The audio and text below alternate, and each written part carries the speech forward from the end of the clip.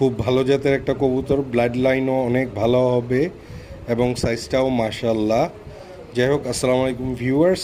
আজকে দুপুরে আমি ছাদে যেয়ে দেখি যে আমার মাদি ঝাঁকের সাথে এই গিরিবাজ কবুতরটা বসে আছে এবং কবুতরটা অত্যন্ত ক্ষুধার্ত।